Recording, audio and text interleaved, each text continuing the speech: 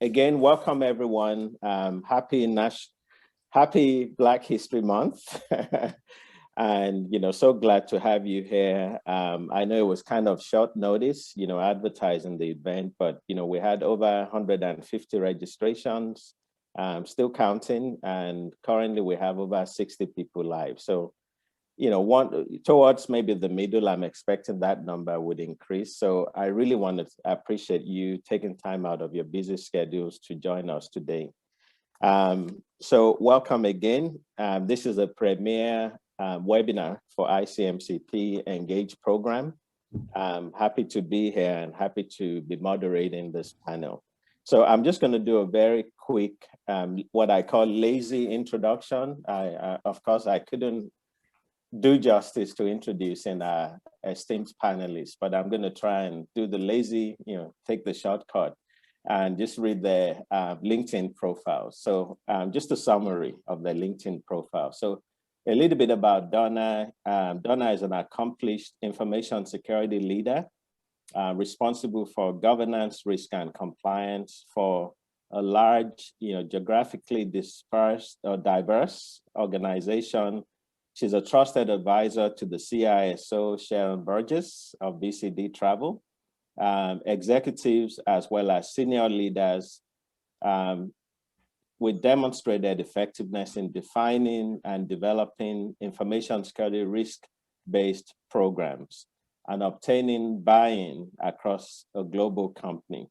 Donna is also recognized as an inspirational leader who encourages and empowers others to reach their highest potential. I couldn't do enough justice to her intro. If I was to introduce her, I would probably be here the whole day if I was to introduce her properly. But I'll let her kind of, once we get into that stage, I'll let her kind of expand a little bit more on her background and how she got to where she is now. A little bit about David, just a little bit. David is an experienced Chief Information Security Officer with demonstrated success across multiple industries. He's skilled in privacy, enterprise risk management, IT strategy and governance, and information governance, information risk management, strong technology innovation background, and history of building strong teams. I think that does a disservice to David because he wrote it. So he's a very humble guy, but there's a lot more to David than what he's put in his LinkedIn summary. So on that note, I really want to say I'm excited about being able to moderate this panel once again. I don't think I can say that enough.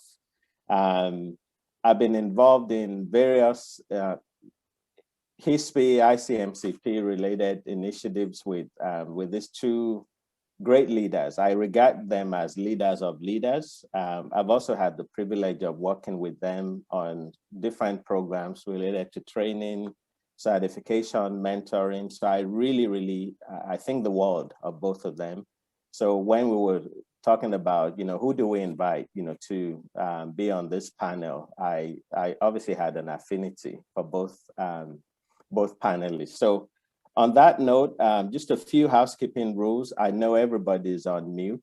I would say if you have any questions while we're going through some of the pre-arranged questions, I think just submit that in the chat screen. I think towards the end, we're going to have 20 minutes for an interactive Q&A. So if you can raise your hands, put your question in the Q&A section.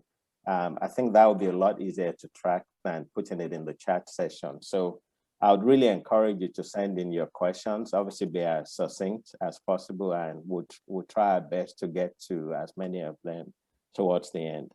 So let's start with, we basically have 7 questions I would like to ask our panelists, our esteemed panelists. But before I do that, I would like for them to just maybe spend a minute or two kind of introducing themselves again, but this time around, just kind of give us an idea of how they got to where they are now. So kind of summarizing their story and their journey in a minute or two. So Donna, I would start with you. Thank you, Ty. Thank you for having me on this panel today.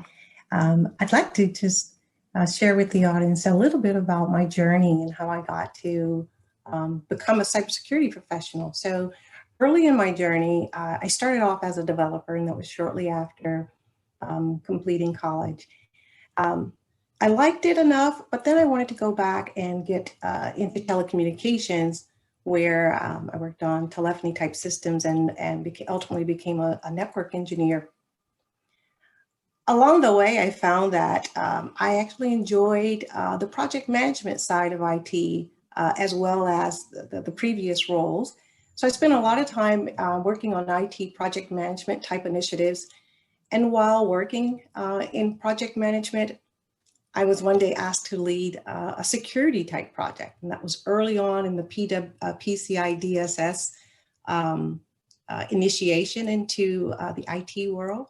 So I led a team or various teams toward achieving PCI DSS compliance for a company that served the airport, the international airports around the country. And of course, I had to work on the software, network segmentation, ultimately leading to a solution that could be deployed at international airports with a turnkey system. And I also led the team to achieve the first PA DSS compliance of the software solution that was part of that package. About 10 years ago, I was recruited to BCD Travel as a project manager for their PCI program. And after working as a project manager and performing program management, I was ultimately promoted into the information security organization as a director. And there I had responsibility to continue to assist the organization in maintaining various industry compliance type initiatives from ISO, and then moved on. Ultimately, I helped the team achieve PCI compliance. And today there's 30 plus PCI compliance initiatives around the globe that I've helped and led the team to deliver. And after I suppose I did a pretty decent job at that, because I was promoted to senior director. And my role now is to continually improve the security program. Of course, added performance measurement along the way, and looking at achieve some other great certifications such as SOC 2, a new certification out of the Germany called the TSAX for the German automotive industry, and some others.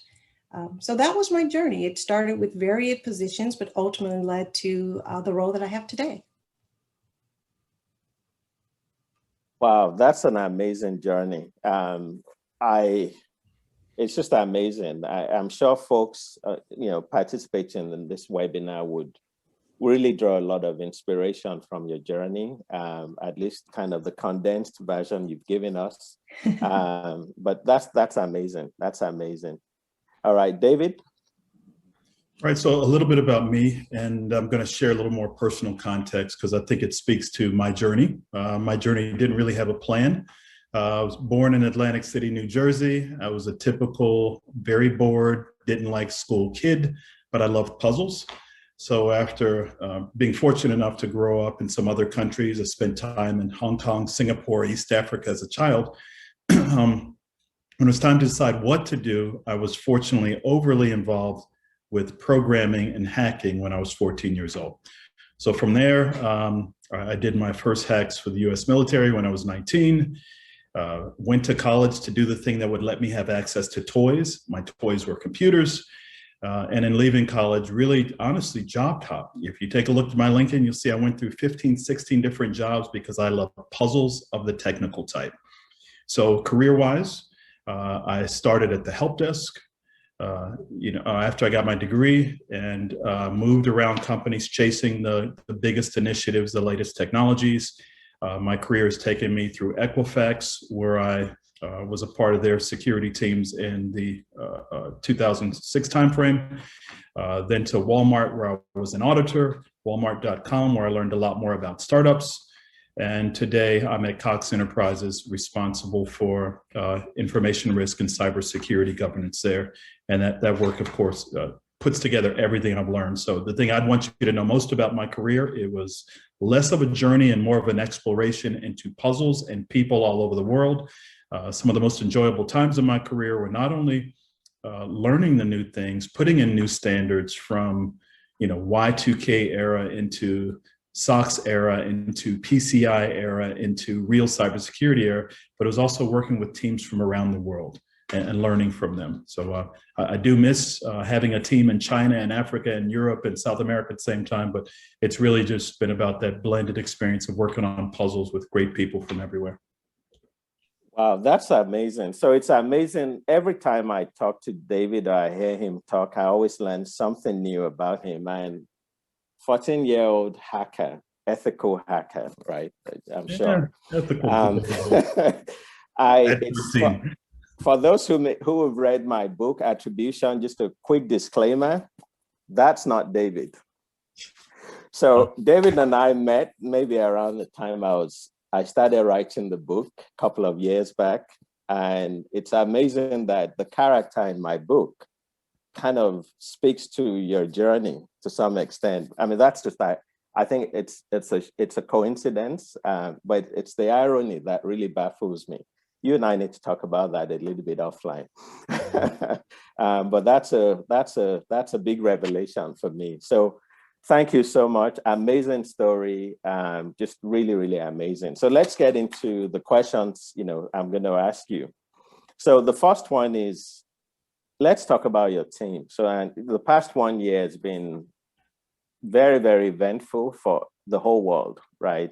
This time last year, I remember I had just come back from a speaking engagement in Santa Monica for AppSec Cali, the OWASP groups, as one of the 4 keynotes, and I had just launched a book. And I was also preparing to go to RSA. And I decided last year I wasn't going to spend much time inside RSA. I just scheduled meetings outside of the RSA meeting itself. And then I did the vendor expo.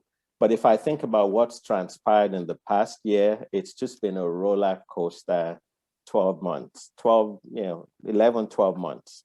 COVID has just started getting some attention in the US around this time last year. So if you look back in the past year, especially the 11 months of the past year, and this question goes to you first, Donna, on my left. How has the pandemic impacted your team? So you could give me a quick response. Has it been a positive impact? Has it been a negative?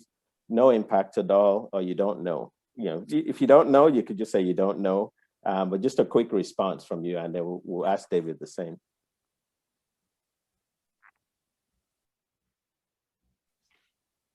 Donna, you're on mute. My apologies. Thank you, Tom. No problem. It's been a mix of positive and negative. Of course, like many companies, and especially those in the travel space, there had to be some tough choices. But along the way, there's been some positive that came as a result of working as a very close team, having to get closer to the front line, and learned that there's some untapped skills as well as some future leaders that were amongst the team that I was not aware of. Both, I'm the one now on mute, I'm sorry. Both positive and negative. Okay, that's good. That's good. David, how about you? Also mixed results. For my team members in particular, some of them really suffered through the change in routine, establishing home routines. Even for myself, setting up house and taking care of family was very, very different. But then we had other team members who had a huge productivity lift, right? They had the focus, the balance with home that got better at the start of COVID. Wow. So mixed results as well for my team members. Right. It's funny, I've actually spent more time with some of your team members than I've spent with you individually in the past year. Some of them have been training capacity as their instructor, as their mentor. So I know what you're saying firsthand. Like they don't, it's not like they tell on you guys, of course they'll never do that. But I know some of the struggles they've had, individually with COVID, even though we've all had to work from home. that created a lot of challenge for some people because they just weren't used to that. Like, being around your family 24/7, for some people was a dream, but then it became a nightmare with COVID because they kind of felt they were stuck together, right? So yeah, I mean, just on a human level, I've seen some of the challenges firsthand, and it's not unique to any particular company or individuals. All right, so thanks for that. So let's talk about you. So now that we talked about the impact on your teams, which sounds, the general consensus, it's been a mixed impact, both positive and negative. How about you personally? How has this impacted you? So for me, it's also mixed. On the good side, I picked up new fitness routines because I had the time. I worked on my sleep schedules. Me and my daughter learned to shoot pool and play poker together. All great life-enhancing, eternal kind of benefits. But on the downside, it was very different to find out that I have to care for others the same way I'm thinking of myself. So it's very mixed and really forcing me into a whole new set of skill sets. Well, when you said fitness, I suddenly realized I haven't exercised today, and I do look bigger than I don't usually look this big. It's because of Zoom. Zoom. Yeah, and Zoom has 30 pounds. I'm looking at myself, I'm like, oh gosh, I need to start exercising more. 3 miles a day isn't going to be enough anymore, especially if I have to wear a jacket. But jokes apart, Donna, how about you? Personal impact. You look really good, Ty, by the way. On the personal note, early in the pandemic, the family, like most, had to, as you said, to stay together, or we were forced together. And it was a positive in that we started to cook more. We certainly talked more. We spent more quality time together. I was happy that our busy lives was forced to slow down a bit. We caught up on things like yard work and decluttering the house. So there are some good positives out of that. We had a small little glitch. Even with the best efforts and the PPE and caution, we did, in fact, get infected with COVID, but thankfully we're all recovering. So highlights on the positive side for us. Nice. Okay, excellent. All right, so let's go to question number 3. Who does your information security function report into? So is it the CIO? So not you personally, but the function as a whole. So David, I know you're obviously VP and CISO, so you have a reporting structure. Donna, I know Sharon, who's your CISO, reports to a particular function. So is it CIO? Is it Chief Risk Officer? Is it Chief Legal Counsel? Is it CEO? Is it other? Donna, you first. It's a little different than the norm. It's our EVP of Global Technology. Got it. And for us, it's the Chief Information Officer. Okay, got it. Okay, there's a reason why I'm asking this question, by the way. We'll get to that soon. Actually, that's the next question. So how has the pandemic impacted your department's budget? So if you're part of IT, I know there's a certain impact. If you're part of technology, sounds like yours is like the CTO, EVP of technology. I call it kind of senior CTO. Has that reduced your budget? So has it been a positive impact? You don't have to go into the specifics. Is it positive? Is it negative? Is it no impact? Is it you don't know? So Donna, you first. Thankfully, the executives at PCD understood the significance of security for the company. And of course, we need to meet our client requirements for security. So a lot of the work in my area didn't change. So the work continued. There was a need to prioritize and then of course, select the initiatives or the things that would get us to the next level in our strategy. So there was not a lot of change, even budget-wise. I still have some things on my wish list that one day I'll be able to convince Sharon to put forward for me. But overall, things just stayed pretty flat with where we were budget-wise. Wow, that's amazing. Considering the impact on your industry, that is amazing. I mean, that to me, that's a very good indication of how much buy-in you have into the program, right? and especially from the top. David, how about you? Very different set of effects. Remember, the Cox companies are in diverse businesses, right? One of our divisions is in telecommunications, cable, and another division is in auto. So for me, reporting into the CIO, the IT function, I was not able to spend all the money I had. So I had no, mandate to reduce budget, but I couldn't deploy all the money. Why? Because we had to make changes to adapt to customers across the company, employee movements across the company. I needed to do my COVID cyber response plan. So I pivoted to correctly support the business and was not able to spend quite a bit of the money I was given. Wow. So for those of us on the call or the session who may be vendors, maybe I can say, David, it's not you don't spend it, you lose it, right? It's not like you still have the money left. Right. In case you start getting phone calls. Yeah, right. And the losing it was really pushing work into the future, because to Donna's point, the work still has to get done. The companies have to be secured. COVID caused us to force forward a lot of digital programs, which have their own, information risk and cybersecurity needs. So it just really stacked the deck for us to do more work in 2021 and beyond. Excellent. Excellent. Do you see that maybe, well, I'm kind of deviating from the script now. Do you see that continuing beyond like 2021? I do. I think every business is going to adapt quicker because they have to, and security will have to do more to catch up. What do you think, Donna? I'm going to say I agree with that point. Thank you. Excellent. I mean, it's amazing that you come from completely different industries. BCD tends to be more corporate focused. You don't have it's not B2C consumer, it's really more business to business. In your case, David, you're a mixture of B2C, B2B, it's, especially if you look at the different companies under the Cox group.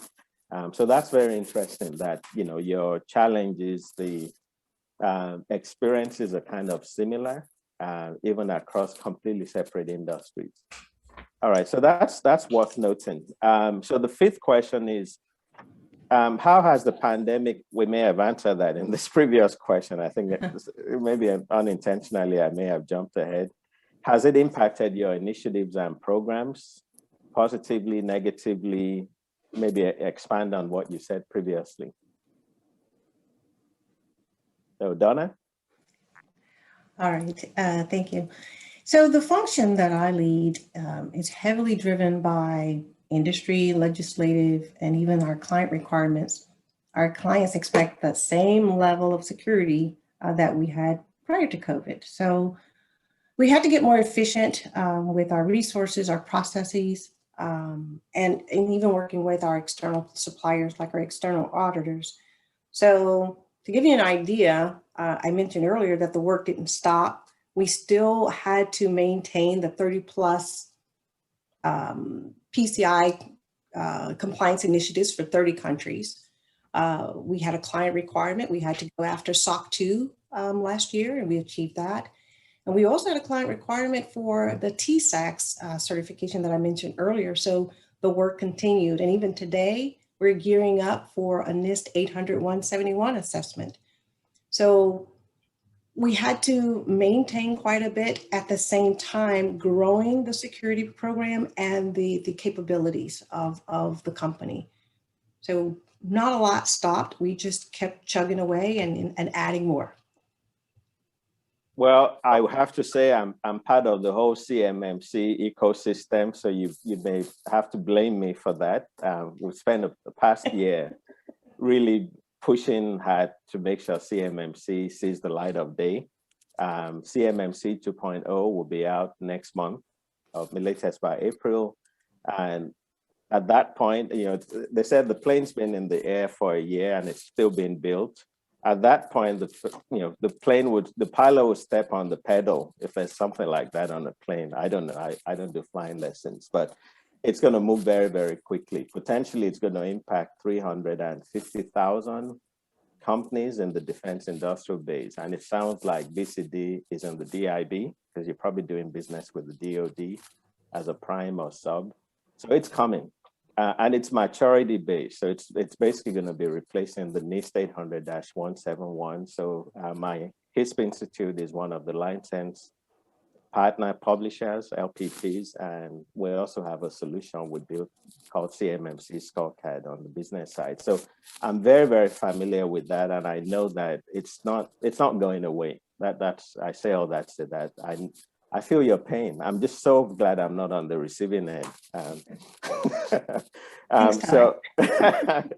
So David, any of this impacting you? Any compliance requirements that you have to, new ones you have to maintain? Yes, actually, without giving away too much, when we talk about people coming to work, from a compliance perspective, we now start to talk about check in and check out, who can be on campus, what's your proximity to others, things around COVID and contact tracing. So our simple visitor system took a few updates to be able to process this kind of data that wouldn't typically be in a visitor system. But more broadly, all of my initiatives put a much bigger emphasis on user experience and sponsorship by the business. Why? Because now workers are anywhere. I have to make it as easy as possible for them to access software in the fewest steps. Why? They got enough to do. They got enough problems, distractions, other responsibilities at home. So user experience is becoming the front, the leading aspect of every initiative, but I will also just process more people forms for a simple campus access, and that becomes a compliance problem to a system that was, pretty simple, non-PII system before. So just because it's non-PII doesn't mean you don't have to secure it, right? Because some of it could be trade secrets, right. IP, right? But what gets added to the security part is the privacy aspect and the auditability, right? So that visitor access system, that wouldn't have been an auditor's focus in the past because it talks about people and COVID. Now it would be an access. So it's elevated its importance from a privacy and respect from the employee perspective and other workers that would come to our campuses. Wow. All right. Well, we're finally going to get to the two main questions, which the previous ones were more like survey questions that I like to ask on different webinars. So, this will be the real meat of it. So, what leadership traits have you discovered? Something you thought you didn't do or you didn't have as a trait, or talent or skill, or utilized. So something you already had and you utilized it during this pandemic. I'll start with you, David. Well, the responsibility of every leader, and I'm taking from the words of Colin Powell, is to define reality, right? Talk to people about what's really happening, whether it's good, bad, or ugly, and then help them find certainty and clarity in that. So that's one skill I've had to bring forward, to have regular talks about, here's the reality. We don't know when we're coming back to campus. We don't know if we can execute a certain process. So where are we going to talk to make sure we find clarity and certainty so that you can relax and do your job? That's been the number one. And on the second point, I have really had to work on empathy as a process, right? So we all love people. We all come in contact with people. But, transparently, I wasn't the big people person. So when I say empathy as a process, making those phone calls to say, hey, how you doing? Because guess what? I don't have the visibility and the nudges that I had in the office. In the office, I could see your face or see how you're walking and say, hey, is everything okay? Or you could just come to me and say, I need some help. Well, in this world, I don't have that. I didn't have those sensors out there and that open approach. So I've had to work on my process of make the phone call to check in, ask, how are you really doing today? And I had to do that by reflecting in myself. So when I ran outside frustrated from being on Zoom all day, I was like, wait a minute, there got to be 10 other people feeling this more than me. And I've had to work on that as a process and really fine tune, how am I helping to take care of others? And therefore, am I taking care of myself so that I have the energy to do that for others? Wow.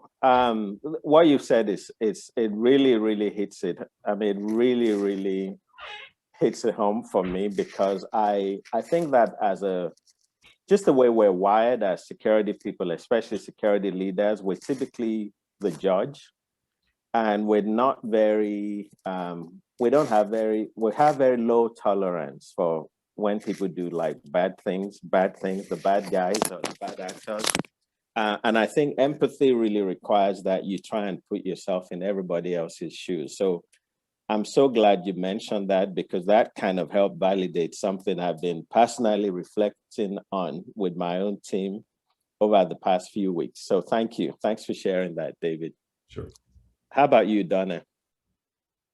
So when I think about what I either discovered or utilized, I think I utilized some of the traits that I had. But a couple stood out for me: communication, and not just communication for the sake of communication, but giving transparency. David mentioned giving people the reality of where we were and what we needed to do, and giving transparency to some of those security expectations that they may not have been aware of. So I had to take on the role of making sure our senior leaders and had that information so that they could incorporate it into their planning and set the reality for their staff that would come into contact with the information security organization. The other really quick one was also negotiating. I had to pull out the negotiating skills, even with our external auditors, to say, hey, we have these constraints, and here's what we can do, and here's what we can put on our roadmap. So I had to go through negotiating. Excellent. I'm going to ask you, did we lose Donna? Only for a moment. I'm sure she'll be back. Okay. Yeah, I'm going to assume negotiating includes convincing the external auditors they can work remote as well, that they don't physically have to they don't have to be on site.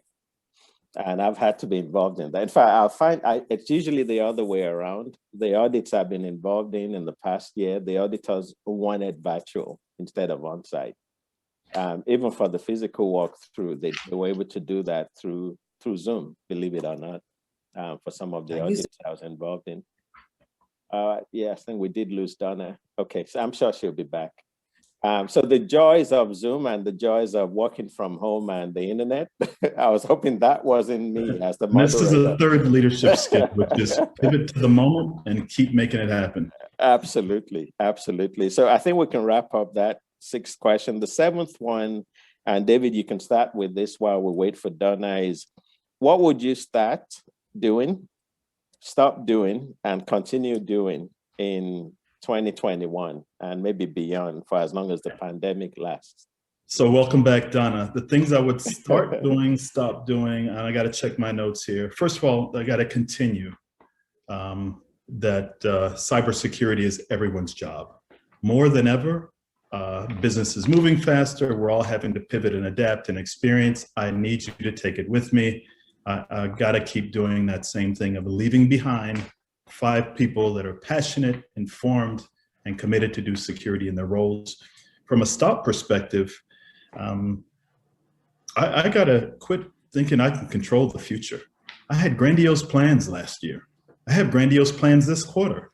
I have yet to make those plans from last year or this quarter. So I think it's just humbling to be forced to focus.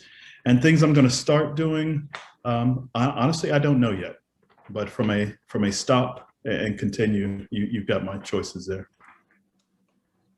Excellent, excellent. I can really relate to that. Really relate to that. 2020 was supposed to be a major year. It was a major year. I mean, but a lot of things that I had on my milestones, I literally had to say, halfway through the year, it wasn't going to happen. As optimistic as I am, I'm the eternal optimist. I just had to cross them. I didn't cross them off. I just said, okay, that's going to be a 2021 goal, a milestone. All right, Donna, welcome back. I was talking about the joys of the internet and Zoom and working from home. I was really hoping that wasn't me. Like, oh gosh, my Comcast just went down. Not Cox. Shameless plug for Cox. Over to you, Donna. All right. Working more closely with the team, I got a better sense of their skills, opportunities, and even learned their career goals. And so I'd like to continue the path of developing the staff, offering them training, mentoring, and even access to other areas, maybe shadowing, so that they can continue their professional development. So that's my continue. What I'd like to start doing is focusing on my professional development. During the pandemic, I had goals, I had things I wanted to do to further develop myself, and I had to pivot and focus on the business at hand of, keeping the lights on and keeping the team inspired and motivated. So I would like to return to a focus on my professional development. And what would I like to stop? This is you probably heard me mention earlier, my desire to inspire and motivate, and sometimes I do too much. So I need to pull back in solutioning and scripting everyone and allow people to be accountable for themselves. Wow, if you were my boss, that would make me nervous. That means I'll stop doing everything and I'll start delegating more, which means there's more work coming my way if you were my boss. So hopefully none of your direct reports is listening, but that should be good. I always tell people that to whom much is given, much is expected. So like if you really have talents and skills and abilities, if somebody gives you more work, that means they believe in you. They know you can handle it, right? So it doesn't mean they're trying to bury you. There's maybe a few exceptions where they may be trying to bury you in work, but it's usually a good thing, having more responsibility and accountability. So thank you very much for sharing that. I think I've exhausted all my 7 questions. They were very loaded questions, and you guys you did justice to it. So thank you. So we're moving into the Q&A side. I think we've got another 19 minutes to cover that. We may have to shorten that to 15 minutes because Saimi is at ICMCP. She's going to be kind of covering some of the benefits of ICMCP. There's an official survey as well that she's going to be providing or pointing you to at the end of this session. But just to be respectful of everybody's time, so we could be done by 1 p.m. Eastern, I'm going to let Sharon kind of handle the Q&A side of things.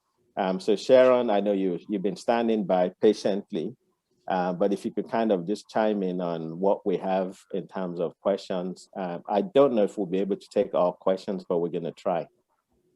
Sure. So there's a couple of questions around career starting and kind of how do you move through your career that both Donna and David mentioned. And so the first question is, for someone who transitions from different career, it is quite challenging to land in a job who requires 5 to 10 years experience in addition to a degree. How would I land on a dream job without the required requirements? Maybe if you guys can speak a little bit about your experience there and some advice that you can provide. Okay, I'll start on that one. A couple of things. I love it when people transition from other careers because they bring knowledge of other businesses, knowledge of other processes, and a unique perspective into how people work. So the how-to for you is to look at those years of experience and look behind for the competencies you're looking for and find those competencies in your current work, right? So the fact that you've been in a different career, I promise you bring strength and perspective, but you will have to help the interviewer know those competencies that were common in your customer service job that are useful in security. Those things around influence, problem solving, puzzling, no matter where you did them, it's useful. Donna, what do you think? I agree, David. I'd like to add to that.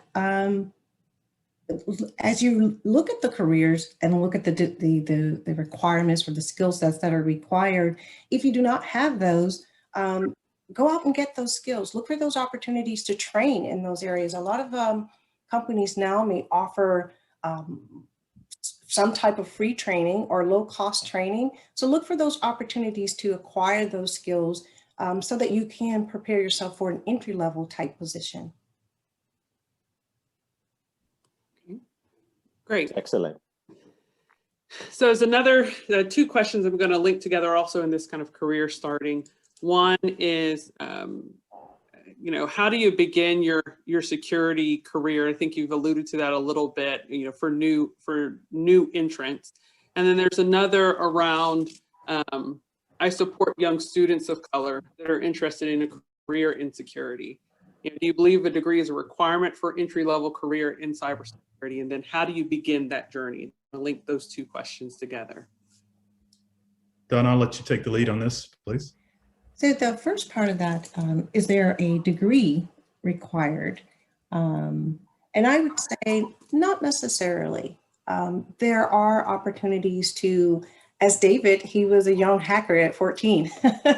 And so there are ways to get those skills and be able to articulate those skills. Perhaps you have some other experience from a previous career. When you layer on some security, you could still come in as in an entry-level role with the right background. And so it's about building and acquiring those skills and coming to the table to offer what you have, what you can do. And I'm sure there's some companies that will be happy to have you on board.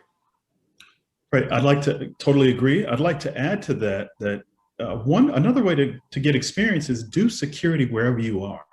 So I don't care if you're, and I'm speaking from my background in these examples, I don't care if you're flipping burgers or parking cars, there's an information risk, privacy, security aspect somewhere around you. If it's not built into the equipment, then it's the customers coming and going, but there's something there. So do it where you are and talk about and be that local champion within your team doing it. Now, around the degree question, unfortunately, the college university system cannot produce the 1.5 million people needed to fill the empty cybersecurity jobs.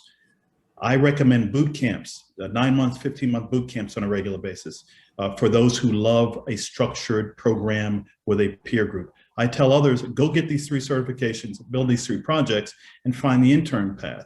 Ty, I want to pitch to you because I know that you'll take someone no matter where they are and make recommendations. What have you done for others to come in without the traditional college track? Wow. Okay, so I didn't realize, David, you were going to turn me into a panelist. So how much time do we have? We got 2 minutes.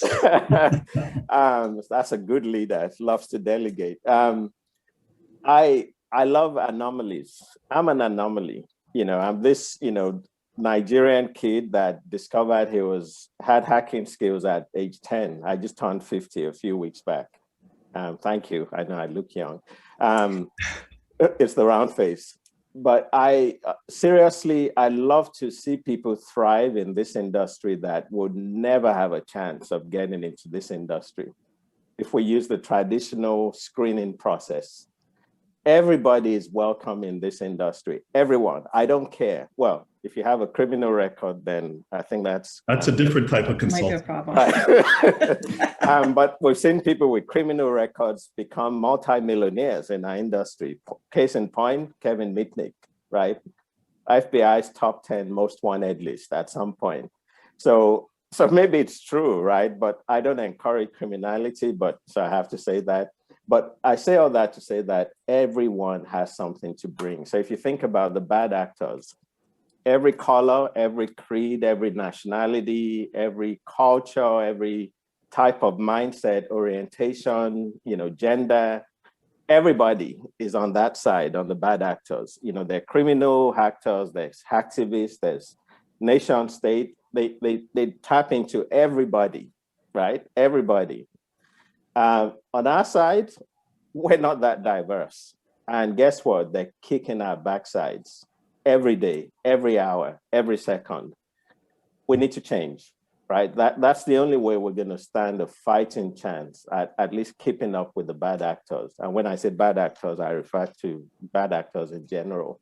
So I'm a very, very big advocate for bringing people in that would never have a chance of getting into this industry, as long as they don't have a criminal record, because that becomes more difficult to sell. But yeah, anyone is welcome. And I've taken people from unemployment, non-technical backgrounds to within a year, 6-figure salary, veterans, especially women, people of color. We have a lot to offer the industry. very unique perspective. It's people, process, technology. As an industry, I'll be the first to admit, I've been in IT 31 years, been in information security 24 or 25 years. We got it wrong. We focused on the technology. We've ignored the people process. We need more people on the people process to help us do it right. So that's my call to action. It's not Uncle Sam wants you or needs you. I was told there's a big difference. It's cybersecurity needs you. That's my call to action. So, sorry, David, see what you got for asking me a question on plan. Much needed perspective. Back to our moderator. All right. So, Sharon, please. Yeah, so there's a couple of questions around just the impact of the pandemic. I think we've covered a little bit of this in our Q&A or in as part of the earlier part of the discussion. But how with one of the questions is, with the current situation of teams being spread out, and I'll defer to you on this, David, to start off, how do you handle the technical aspect of triage, IR, threat hunting, the staff training, new competencies, not being able to be face-to-face with everyone each day? How do you keep handle on that expansion and being able to touch and make sure that things are still moving forward in light of the pandemic? So super simple. I've had to become more focused about what I'm asking, right? We no longer look at a list of 80 things. We talk about the list of 2 things needed in the next 2 weeks. So super focused and always leaving time for the realities of humans, right? Someone needs to take care of family. Meetings all day won't work. So I've just really had to calm down and drive focus. Okay, very good. Now, there's a couple of other questions. I would just want to step back because I know we have a lot of people who are new entrants into the field, and I'm going to modify the question a little bit and say, what do you think are critical, capabilities or skills that are needed by new entrants into the field? There's a couple of questions around, I don't have all the certifications, I may not have the education. If I have the drive, is that enough? What do you think are critical skills in the teams that you have built that you look for each day in that personnel? Maybe I'll start with Donna, and then you guys can go around the horn there. Sure. Okay. Some of the key skills or capabilities that I'd like to see if someone was coming in without the other security training is a desire, a thirst to learn, being willing to get in there and listen and learn, take your notes, and then taking the initiative to go about adding on to that. I talked about developing the staff, but the staff should take also responsibility for developing themselves. So a thirst and a desire to grow and learn and willing to take initiative is what I would be looking for. I agree with Donna. Passion beats talent all day long, and passion will discipline the learning process. So from a learning agility standpoint, not only having the initiative to go find those new topics, but to make a daily plan, a weekly plan. It says, today, I'm going to learn this thing, test this thing, do this hands-on practical, because whoever practices with a goal beats the person who is practicing without a goal. Those are really excellent points. Can I add one more? Sure. Actually, there's probably more than one. So I'll start with the most important one. They have to have critical thinking mindset. So they have to be, critical thinking is very key. But everybody needs a mentor as well, would be my second one. They need a mentor. To have a mentor, I mean, at every stage in life, you need to be humble, you need to be hungry, you need to be teachable, right?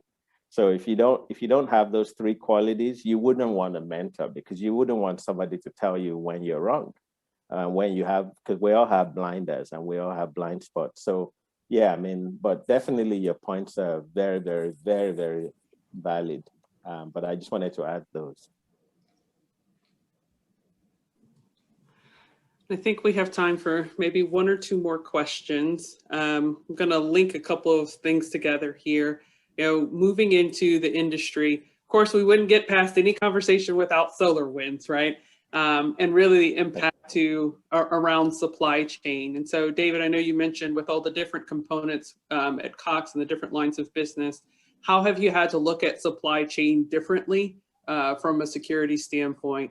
And then, if you want to speak about SolarWinds specifically, you can, but, maybe more generically around supply chain security. Okay, so last year, I started the year worried about what's happening in Iran that could spill over into Fort Gordon, Georgia, and therefore Georgia corporations.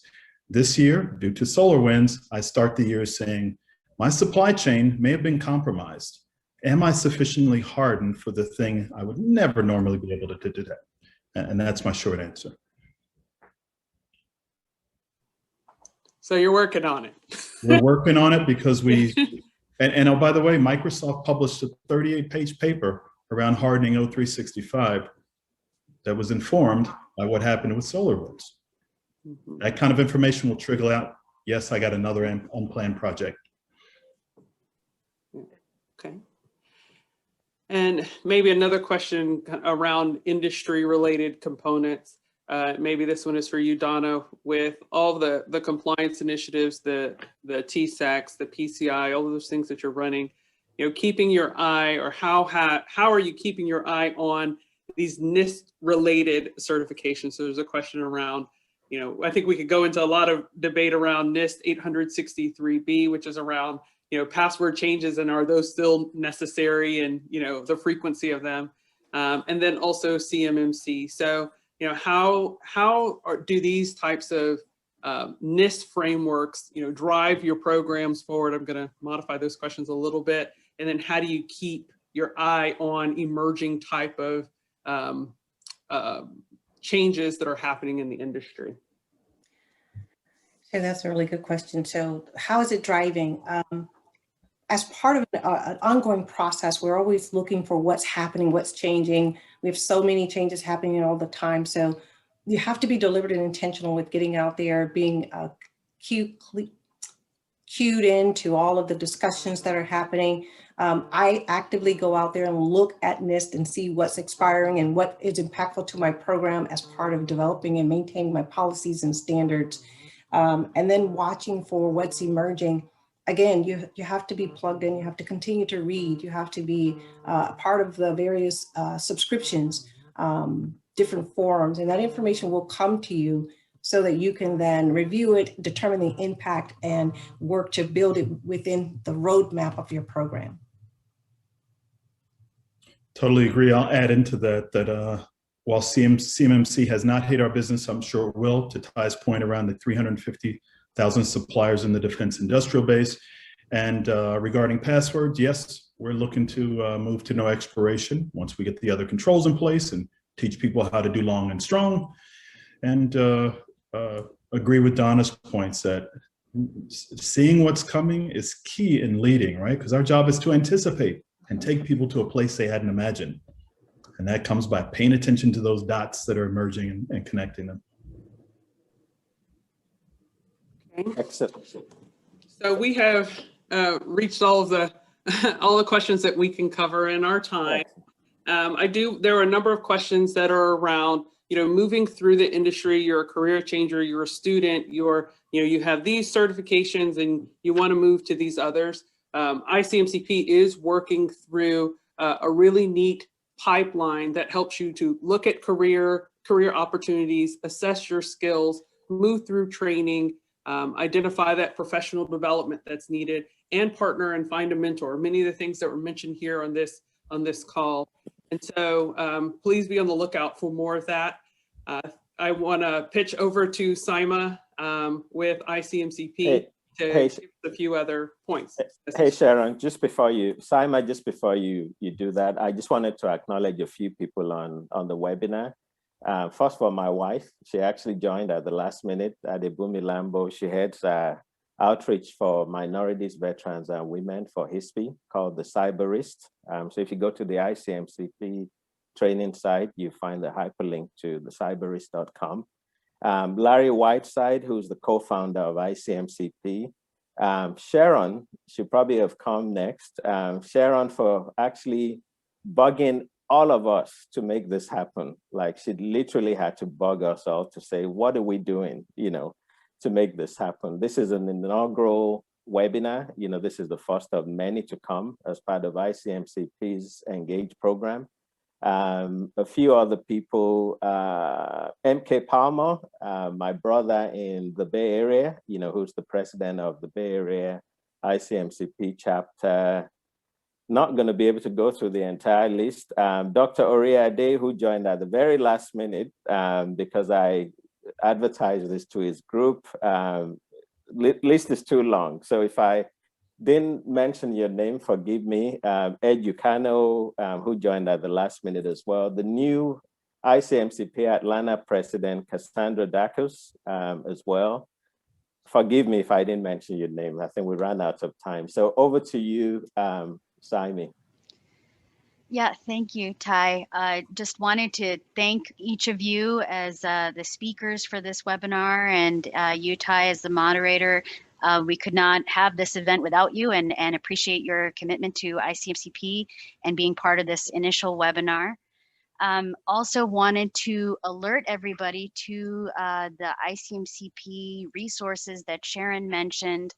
The membership benefits of ICMCP are vast and varied and available for all career levels. So please, if you are not a member of ICMCP, this is your chance to go and be a member for free and continue to be engaged in future ICMCP Engage webinars that we have moving forward. And lastly, I want to leave you with, the ICMCP mission here, and you can read that at your own convenience, but thank you for attending. And please make sure to give us your feedback. The survey will pop up as soon as you close the screen and leave this webinar. So please let us know how we did. And thanks again for joining us. All right, and just obviously fill out the official survey, but if you also have any inquiries to the Atlanta chapter or just general feedback for us, please send it to atlanta@icmcp.org. Thank you very much all.